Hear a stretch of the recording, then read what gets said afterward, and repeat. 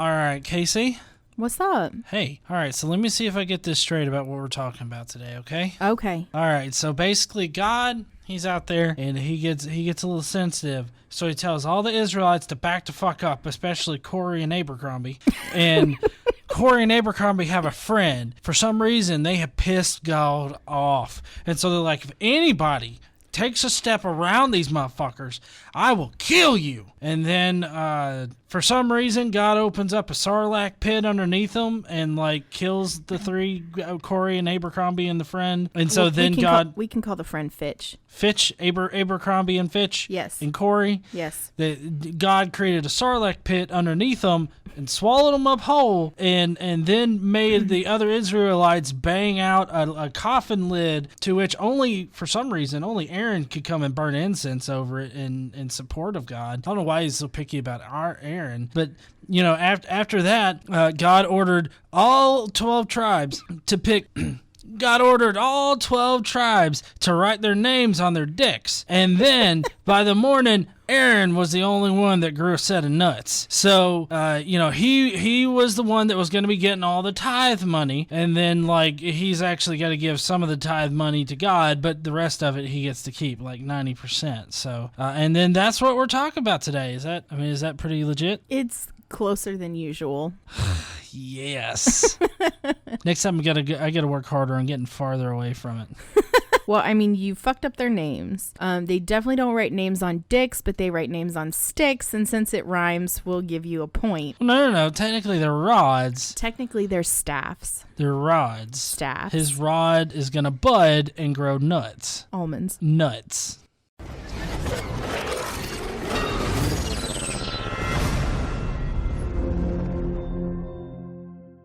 What's up, heathens? How are you guys doing today? How are you doing, Casey? I'm good. Hi, y'all. Today we're going to be going over some more Bible, so I hope that you're staying tuned for that. I would like to say hello to the 400 or 500 new people that came over from Professor Stick's page. I really appreciate you guys.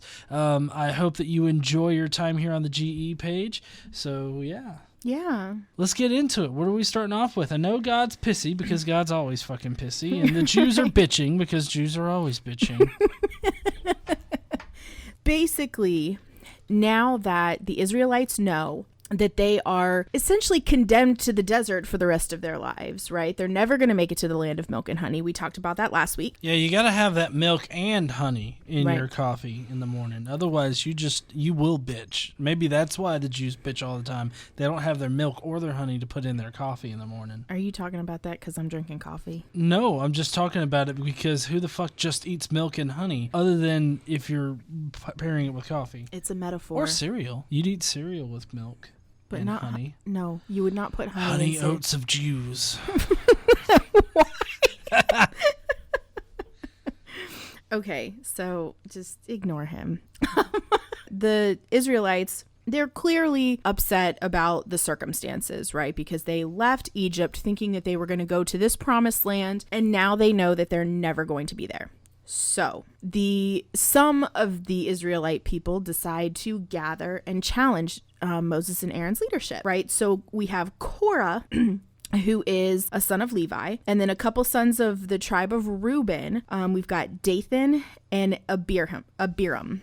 Oh, that's Abercrombie, right? Well, I guess Abiram would be Abercrombie, and Dathan would be Fitch for some reason. Yeah, I don't know. Those are some skinny fucks, I gotta tell you. Their clothes never fit my fat ass.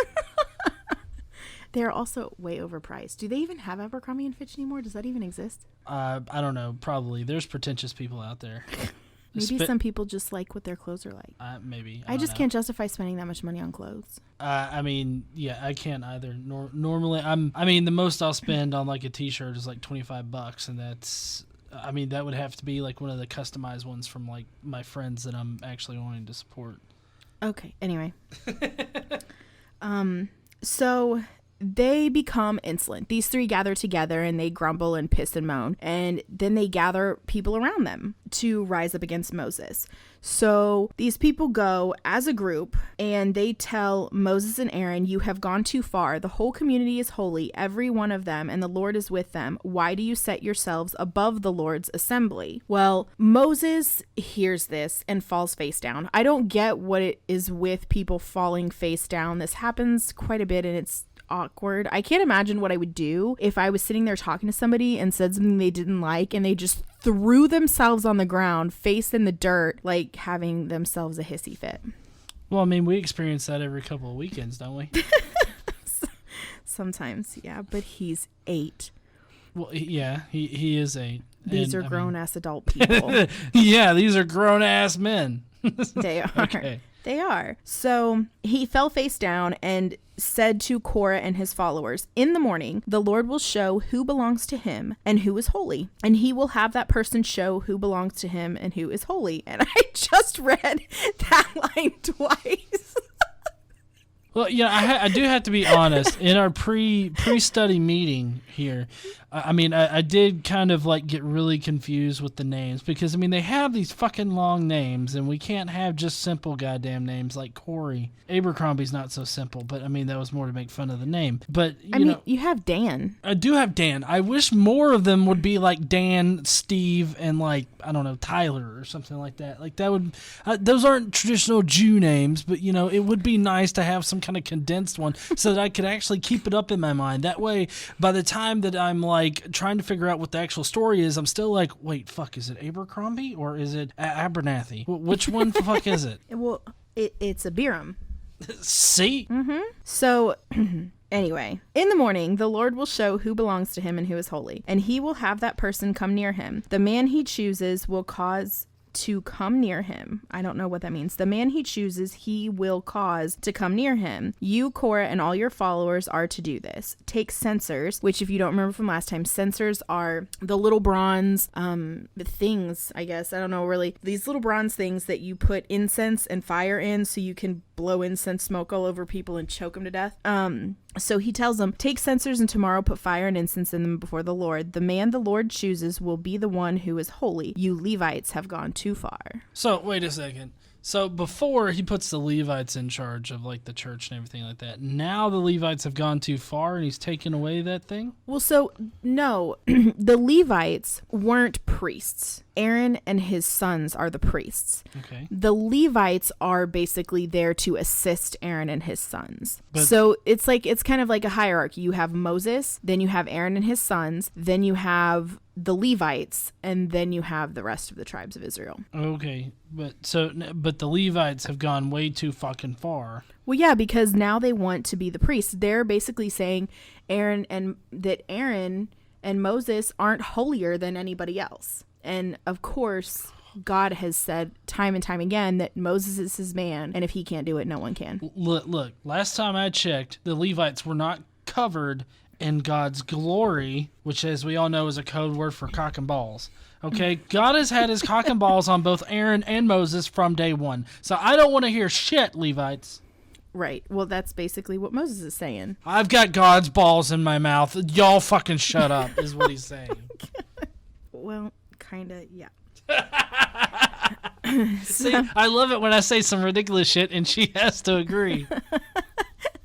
I mean, that's not exactly what he's saying, but I mean, these quotes here in this book weren't ever really said either. So, you know, we're just winging it here. Moses also said to Korah, now listen, you Levites, isn't it enough for you that the God of Israel has separated you from the rest of the Israelite community and has brought you near himself to do the work of the Lord's tabernacle and to stand before the community and minister to them? He has brought you and all your fellow Levites near himself, but now you are trying to get the priesthood too? Is it against the Lord? It is against the Lord that you and all your followers have banded together. Who is Aaron that you should grumble against him? Yeah, who the fuck is Aaron that you should grumble against him? I mean, goddamn, y'all just need to shut the fuck up, get in line, and just do whatever the fuck he says. He says face down, ass up. You fucking get in that position quick. Well, I mean, Aaron kind of is the Jew Pope. He's the Jew Pope. He is. Is he not? No, I would say so. I don't know. What's Moses at this point? Is he kind of like, the Queen of England kind of thing? I mean, he's just there for ceremonial purposes. No, I mean, I feel like Moses would be a step between like Pope and God. There's a middleman in the middleman? I don't know. I mean, there's not, like, I don't know. But see, here's the difference between Moses and everybody else, right? God appears face to face with Moses. Moses is the only one who can actually talk with God. And, like, God will communicate with other people, but in different ways. Doesn't that just sound like an elaborate ruse for a hermit to make up? Like, listen, okay, I communicate face to face with God. I don't need any of you fucks in here, crowding around trying to see God's hiney. Yeah, I mean, imagine if somebody did this today. Like, take this story and essentially pick it up and drop it right now. If some guy were to go up to a group of people and tell them that he had spoken with God and God said they needed to do X, and if they didn't, they would die. Most people would think that they were super crazy. I mean, when the street preacher people are standing on the street talking about the end of the world and stuff, everybody thinks that they're fucking lunatics. Well, yeah, they do, but not everybody has a sarlacc pit form underneath them and swallow them whole. We haven't gotten to that part yet. I don't know what it is with you and spoilers. I'm just saying that, I don't know, if a sarlacc pit formed right in front of me and swallowed 3 people. Actually, it swallows a few hundred or a couple hundred people. Oh, a few hundred. Goddamn. Yeah. I would, in all seriousness, I would not attribute it to any kind of god or anything like that, but I would run away from that fucking sinkhole quick. I think the difference is that in this case, according to the story, God tells Moses shit, Moses tells the people that, and then that stuff that he tells them happens. So they have proof, right? So literally it's third-hand information that the Jews are supposed to accept? No, I mean, it's second-hand, right? Because God tells Moses, that's first-hand. Moses tells the people, that's second-hand. Well, no, I thought it was God tells Moses first-hand, Moses tells Aaron, and then Aaron tells people. Oh, well, sometimes, yeah, Moses speaks through Aaron. That is something that does happen, but not necessarily all the time. There are plenty of times where Moses has spoken directly to the Israelite people, and that may be something that if you haven't listened to our podcast in the past or really have studied the Bible at all, Moses was not a good public speaker. He didn't like to speak in public, and he was terrible at it. So that's why Moses had Aaron with him to talk to the Pharaoh and had Aaron with him to talk to the Israelite people when he came down from the mountain and all the other kinds of things that Moses has spoken through Aaron at times, but not always. By the way, I sort of forgot to mention that we're in Numbers chapter 16, if anybody cares to check that out for themselves. So Moses summoned Dathan and Abiram, which I guess are Abercrombie and Fitch? Yep. Okay. They told Moses, we will not come. So they're defying him. They're basically, so they say basically fuck no, and then continue. Isn't it enough that you have brought us up out of the land flowing with milk and honey to kill us in the desert? And now you also want to lord it over us. Moreover, you haven't brought us into the land flowing with milk and honey or given us an inheritance of fields and vineyards. Will you gouge out the eyes of these men? No, we will not come. Yeah, the balls on those guys. Yeah, pretty much. Aaron's about to grow some bigger nuts, though. Actually, almonds are tiny, but we haven't gotten there yet. Damn it, John. I said about to. So, anyway, their little monologue really pissed Moses off. And he tells God. So then this little monologue that they do really pisses Moses off. So he goes to God and basically says, do not accept their offering. I have not taken so much as a donkey from them, nor have I wronged any of them. I haven't gotten ass from these guys at all. I knew that was going to come out of your mouth. So Moses tells Korah Korah. You and all your followers are to appear before the Lord tomorrow. You and they and Aaron. Each man is to take a censer and put incense in it. 250 censers in all, because there were 250 men, and present it before the Lord. You and Aaron are to present your censers also. So each man took his censer, put fire and incense in it, and stood with Moses and Aaron at the entrance to the tent of the meeting. When Korah gathered all of his followers in opposition to them at the entrance to the tent of the meeting, the glory of the Lord appeared to the entire assembly. So the Lord tells Moses and Aaron, separate yourselves from the assembly so I can put an end to them at once. So this is kind of like a setup. Moses at first goes to God and says, hey, I'm basically going to tell them, here, do this and present your offering, but I don't want you to accept it. Fuck these guys. Let's kill them. I mean, that's essentially what they're doing. So God's like, all right, I got you, fam. And tells them to step away while he does his thing. His God thing? Yeah. That's an indicator of masturbation. So what's interesting here, now that they've done this whole setup thing, Moses and Aaron decide, after God tells them to separate themselves, Moses and Aaron fall face down and cry out, O God of the spirits of all mankind, will you be angry with the entire assembly when only one man sins? I don't think that they expected God to kill everyone. I think they just expected that God would kill, like, the Abercrombie, Fitch, and Corey and the 250 that stood with them. I don't think that they expected him to kill everyone. God damn, talk about a guilt by association. Oh, wait, you're a Jew? Fuck you, too. You're with these motherfuckers over here. Well, that's how Hitler did it. So, I can say that because I'm a Jew. Oh, okay. That's right. I forgot. Yeah. Jew. Biologically speaking. Mm-hmm. Mm-hmm. So the Lord then said to Moses, say to the assembly, move away from the tents of Korah, Dathan, and Abiram. And so Moses got up and went to them, and the elders of Israel followed them. He warned the assembly, move back from the tents of these wicked men. Do not touch anything belonging to them, or you will be swept away because of their sins. So they moved away from the tents of these three guys. They'd come out and they're standing with their wives, their children. The men that were with them obviously still stayed with them because they supported what they were doing. And Moses says, this is how you will know that the Lord has sent me to do all the things, and that it was not my idea. If these men die a natural death and experience only what usually happens to men, then the Lord has not sent me.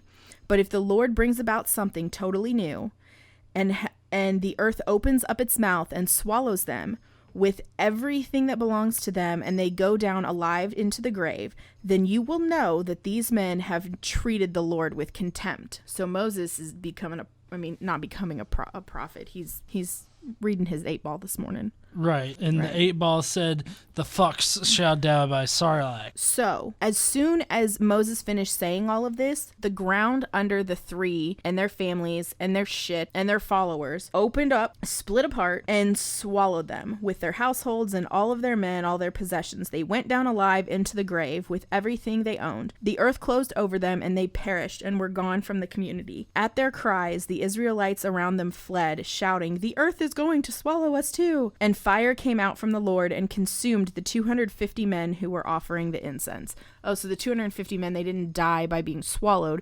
That was just the three dudes and their whole families and all their shit. The 250 he killed by fire.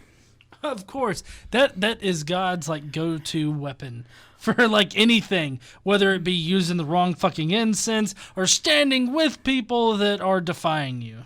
Well, and you know what's interesting is that the death by fire, because of the censers and the incense, and only the priests are allowed to do that, right? When the priests are Aaron and his sons.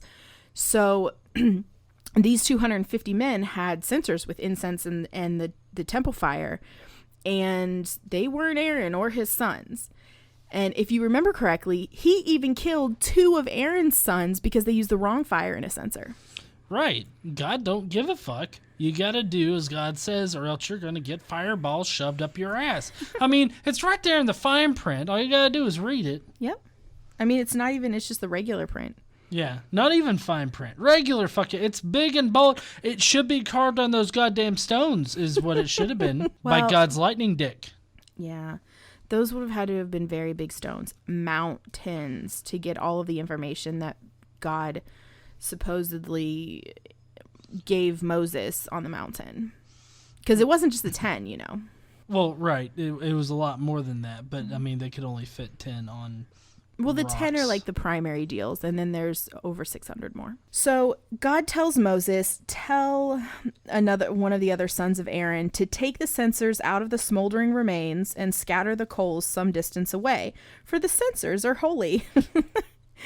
This is such a ridiculous thing, because I sit here and I picture a field of 250 charred men, like smoldering bodies, right? And somebody just walking through it and picking up these little pieces of bronze, these bronze little containers, and just being like doop doop doop doo, and picking up all the containers and taking them away, and it's just such a weird thing to think about if you actually think about what they're saying happened. Right, and isn't it kind of odd how frivolous God is with life, like just in general? Yeah. Like, I mean, he does not value life at all. No, absolutely not. Not the lives of people or the lives of animals or anything else. Yeah, so I mean, it's really weird how, Christians oftentimes will be like, well, God cares about you and your life. Oh, did he care about Aaron's sons when he shoved flaming balls up their asses? I don't think he gave a fuck. I think he cared more about his goddamn incense or fire or whatever the fuck they fucked up. So the censers were from the men who sinned at the cost of their lives. So God tells him, hammer the censers into sheets to overlay the altar, for they were presented before the Lord and have become holy. Let them be a sign to the Israelites. So Eleazar, or however you say his name, the son of Aaron the priest, collected the bronze censers brought out by those who had been burned up, and he had them hammered out to overlay the altar, as the Lord directed him. This was to remind the Israelites that no one except a descendant of Aaron should come to burn incense before the Lord, or he would become like Korah and his followers. Which I think is interesting, because I grew up Catholic, for those of you who don't know, and they didn't use incense during every Mass, but during Mass in which they used incense, is every priest everywhere like a descendant of Aaron? Is that what we're supposed to believe? Well, I mean, I think the argument against this particular thing would be that it's the Jews and this isn't Christianity. That Jesus came back and he changed it because all these fucking rules were getting way too many people killed.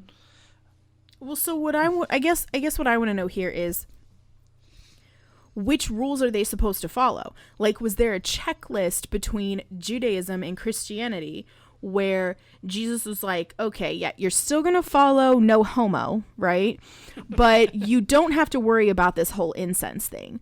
And we're not necessarily going to stone women to death who speak, but they probably should not wear pearls. Like, I don't know. I guess I don't know what. Well, no. Technically, in the Bible, it says that women cannot minister, like, at all. So, I mean, the women's role is still very much beneath men in general. Well, yeah. In the New Testament. Well, yeah. So that's what I'm trying to get at. And I didn't have. I mean, I may not have had the greatest of examples, but when you're talking about the difference between the Old Testament scripture, which is Jewish scripture, still Christian scripture, because this is where they came from. What rules do you not follow, and what rules do you follow? Who decided? At what did and that's what I'm saying. Did Jesus sit down? Did God sit down? Did somebody sit down and mark shit off and put checks next to the stuff they actually have to do now? Because apparently some shit still applies and some shit doesn't. Because as a Christian, you cannot dismiss the entire Old Testament. You just can't. Because you have core tenets in the Ten Commandments, which are Old Testament. You have core tenets in creationism, Old Testament. You have core tenets in all these kinds of things that come from the Old Testament that they still hold true to. So who decided which shit mattered and which shit didn't? Well, I would say society did. That no single person did, that it was more of a cultural shift in what is acceptable in general. And so I think that it was more of a cultural thing, because the first century Jews, or the first century Christians would have been Jewish Christians. So they still would have held to the Old Testament, teachings and rules and everything like that, but they had this new Messiah aspect to their religion. That's what made them part Christian, but they still adhered to it. And so if you really look at how the Christian faith got its start and turned into what it is now, I think that you would see that it's more of a cultural shift that determined which things are because they lump them into three different categories. Right. Cultural laws, moral laws, and then ceremonial laws. And so, like, in order to determine which one was which, I think it really depends on what time period you're in, because the time period would dictate what social norms are there or what is socially acceptable by society. So, like, when the Old Testament talks about owning slaves and how you can beat slaves and, without getting in trouble, for the time periods that it was in up until about, I would say a little after 1865, you had Christians that wholly believed that you could enslave another human being and that was biblical. And they even used religion in order to subjugate people that they wanted to enslave. Typically in the past, that would just be people of a foreign nation. And then it gradually moved into black people. Well, yeah, a racial discrimination. Right, a racial discrimination. And so, but then if you move forward a little bit, you see like slavery being shunned and it's being moved out of, like a social norm, and it moves into the fringe, and then it's just totally unacceptable. Right. And so it's like, if you'll see, religion lags behind society a little bit on almost any cultural or societal issue you see. I think the ceremonial stuff probably would have went out first, but then the cultural and the moral stuff, would come later. Because, like, for instance, with the whole Messiah idea, they got rid of the cultural stuff of Yom Kippur. They no longer needed to sacrifice anybody because Jesus had made the ultimate sacrifice. My guess is that killing 20,000 calf, steer, or lamb, or whatnot a year wasn't a very viable option. Right. So, I mean, I think that was probably a motivator, for it. The stress of producing enough, like young calves and all that, young livestock in order to sacrifice. I'm sure that put a strain on the Jewish society.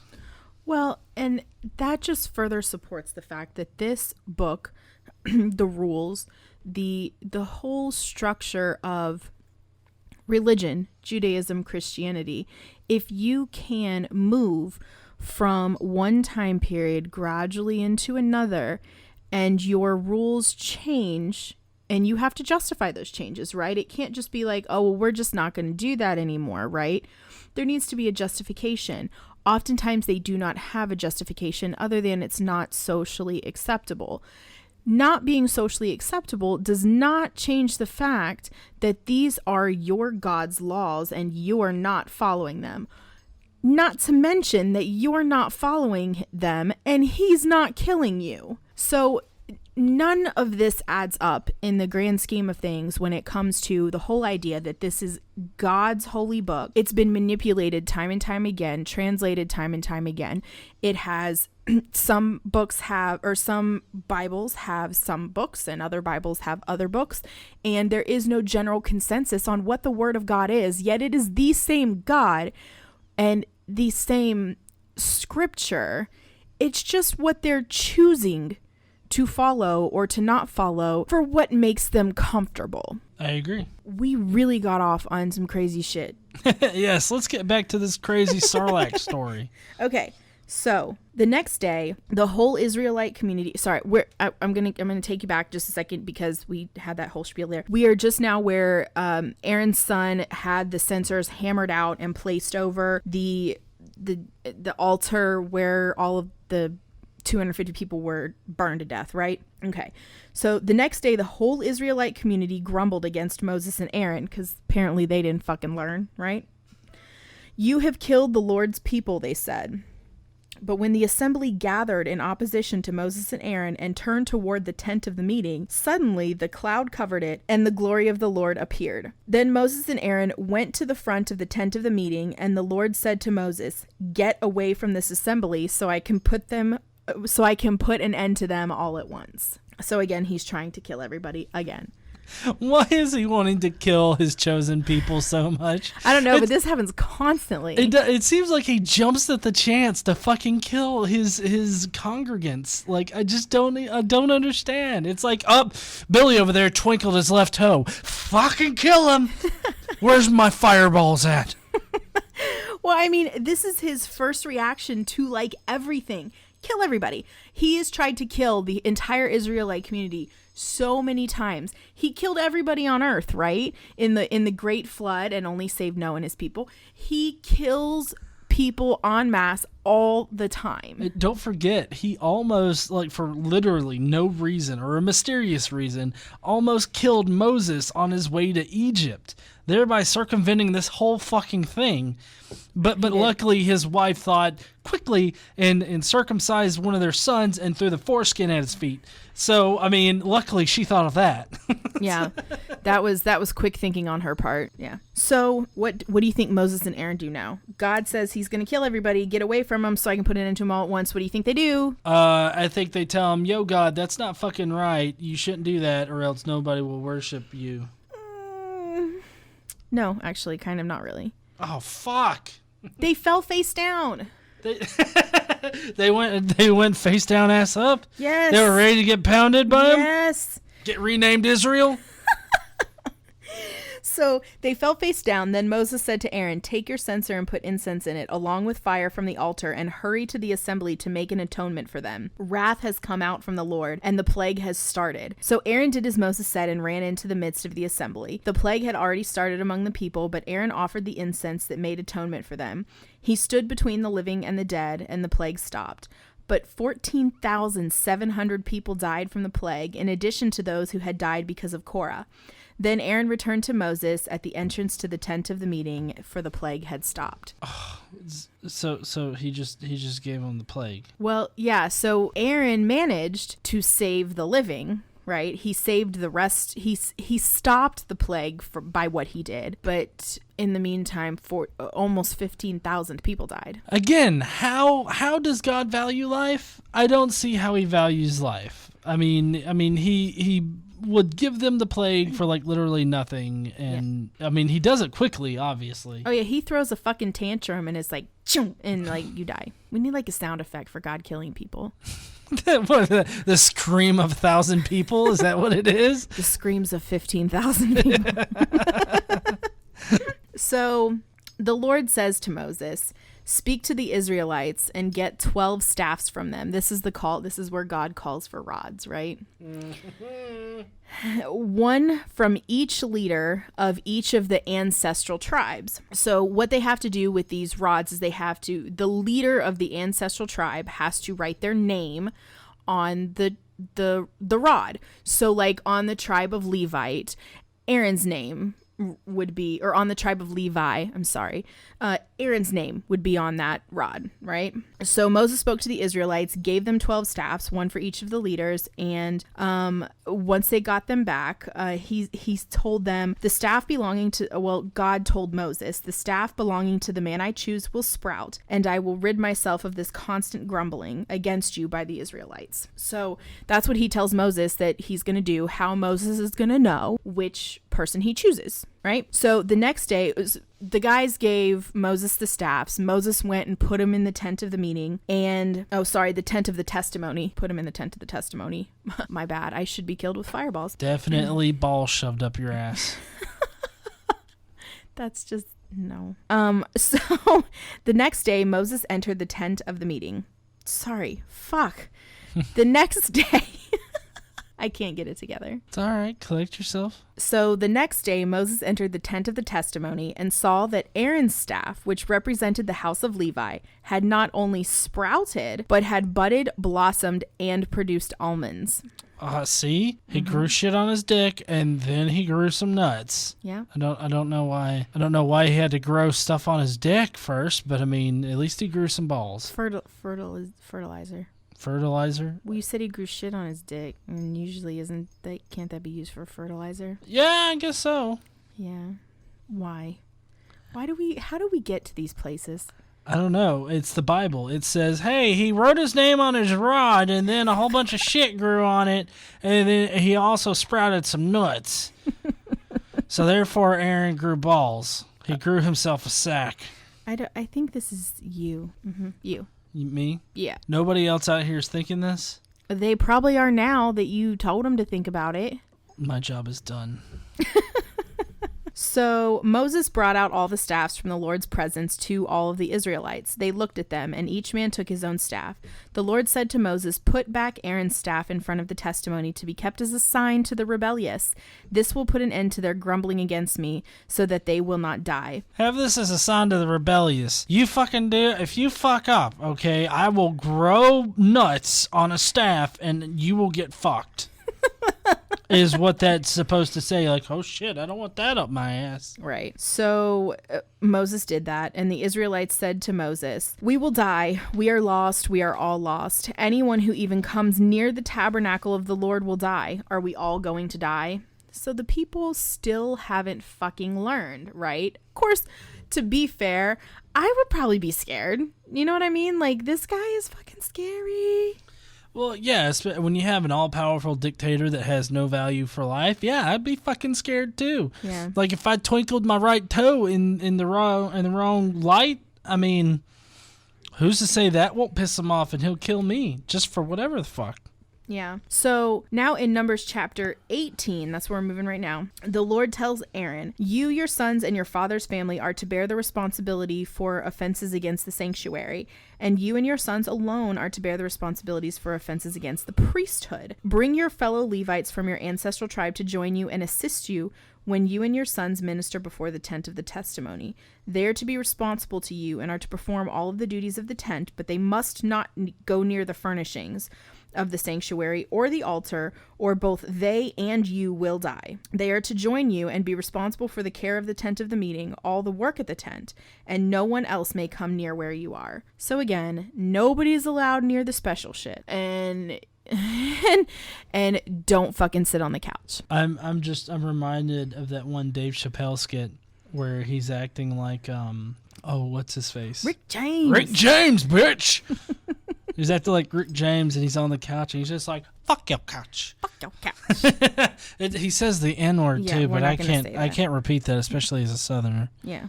And you're white, White Southerner, right? white cisgen Southerner. You have a lot to feel guilty for. I know. Fuck me. Okay. So anyway, you are to be responsible for the care of the sanctuary and the altar, so that the wrath will not fall on the Israelites again. I myself has selected your fellow Levites from among the Israelites as a gift to you, dedicated to the Lord to do the work at the tent of the meeting. But only you and your sons may serve as priests in connection with everything at the altar and inside the curtain. Well, I mean, hasn't God already specified this that Yes. they would be? So why is he having to specify it again? Like, do they think because- that they have a learning disability? Well, obviously the Israelite people do, because they thought that they could rise up against Aaron and Moses and take over. Well, yeah, but well, I mean, I guess I don't understand why God has to repeat himself to Aaron. Because is he talking to Aaron right now? Yes. He's talking to Aaron. It's like, you guys will be the priests and the Levites will be the fucking helpers, okay? And it's like, well, God, we know this already. I didn't tell them to rise up against you or anything like that or burn the wrong incense. Well, right, but I guess he's just reiterating it, and God doesn't really talk to other people. So Yeah, okay, good point. anyone else who comes near the sanctuary must be put to death. because we have to finish every section with that. Just right there. What you got to do is you got to take an arrow and you fuck them with it. I mean, you just take it, you shove it up their ass, and you tell them to get on. They'll die eventually. A slow death. So we've got another section that kind of repeats itself, so we're going to take it pretty quickly through this. The Lord continues to talk to Aaron and talks about them being in charge of offerings. Now, if you remember correctly, all of the Israelite people have to provide 10%. They have to tithe offerings to the tabernacle, to God, essentially to God.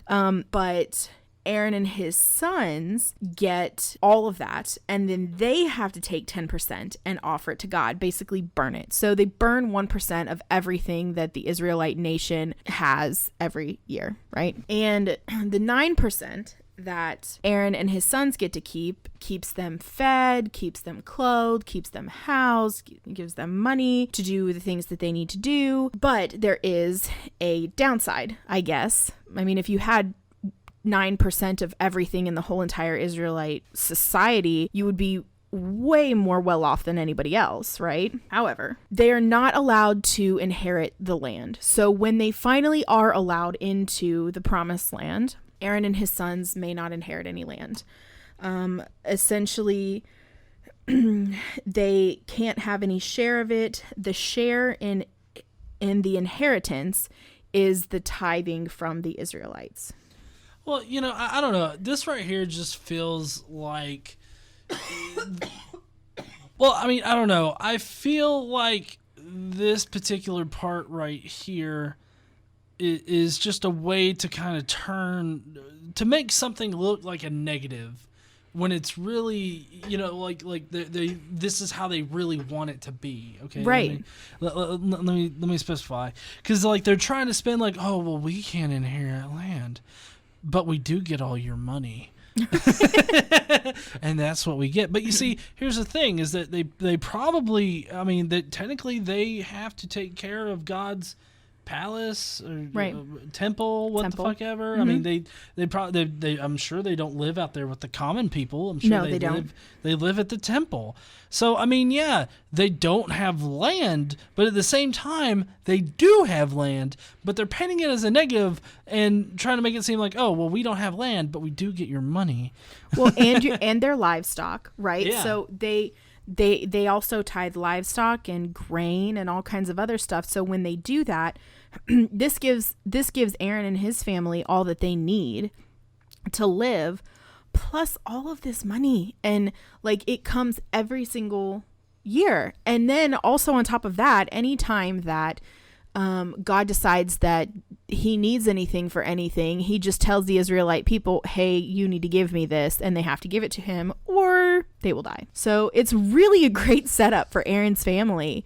And the Levites, essentially, they kind of get a little bit of share in this, right? But for Aaron and his descendants, this is a sweet setup.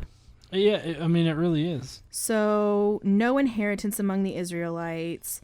They'll get tithes, but the Israelites must not go near the tent of the meeting. If they do, they will bear the consequence of their sin and they will die.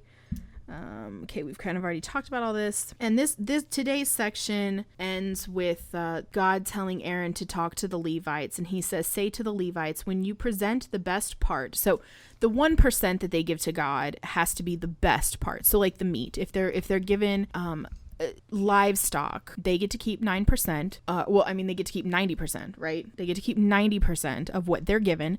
Then 10%, the best 10%, the best cuts of meat, the best part has to get burned and whatever and offered to God, right? You and your households may eat the rest of it anywhere, for it is your wages for your work at the tent of the meeting. By presenting the best part of it, you will not be guilty in this matter. Then you will not defile the holy offerings of the Israelites, and you will not die. So he's telling them that these are the things, if you do these things, you will die. These are the things you have to do, and you won't die. So, I mean, he lays it out pretty clearly, if you think about it. Well, yeah, but I mean, the whole thing is that there's no like happy medium in punishment. Like, it's not like, oh, you will have to do 50 laps around the temple. Nope, it's just you fuck up, you die.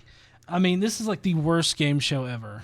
So that's it for this week. You want to get a little sneak peek for next week? Yeah, what are we covering next week? Some people are going to die next week. And this is different from this week? I mean, you had 250 people and then 15,000. Named people. Oh, named people. God, Important people. Main fucking characters are dying. Main characters are dying.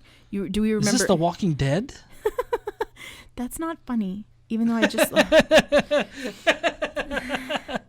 So, do we all remember Miriam? Moses' sister, she's going to knock off, right? Yep. The Israelite people are going to start bitching again. This time it's because they don't have water. We're going to have some more face down ass upness going on. Moses and Aaron are punished, and we're going to find out why next week. You want a big spoiler? Oh, maybe. Aaron dies. Not Aaron! Yeah. They get into a battle with the Canaanites. We get into snake handling. Oh, snake handling. Yes. And it's funny, they also erect a bronze snake. Wait, so first it was a gold cow, now it's a bronze snake? Yeah. Are they going to worship the snake? No. Oh, okay. No, God asks them to do this. Build me a bronze snake so I can fuck my ass with it. What else are we gonna come across? We got some more war, some more battles here going along. Some more defeat. Well, I mean, they defeat people. So Israelites are starting to defeat people. So that's good, right? Mm-hmm. Yeah. So anyway, that's what we're gonna get into next week. Well, awesome. I can't wait to get into that. I mean, for named people to die. I mean, this is going to be interesting. It's like the Hunger Games. Anyways, heathens, I hope that you enjoyed this particular episode. The one question that I would like to know down in the comments below is, what kind of things do you think would possess God to shove a fireball up your ass?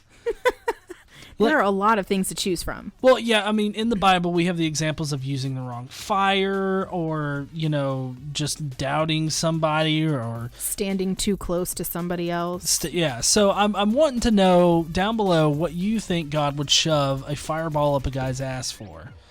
It could be for pleasurable things or for punishment, which could also be pleasure, I guess. But, okay, so I get punishment for pleasure. I don't get how fireballs being shoved up someone's ass could ever be fun. Answer that in the comments below. We'll see you heathens later. Don't forget to stand up and use your voice. Bye, heathens. Bye, y'all.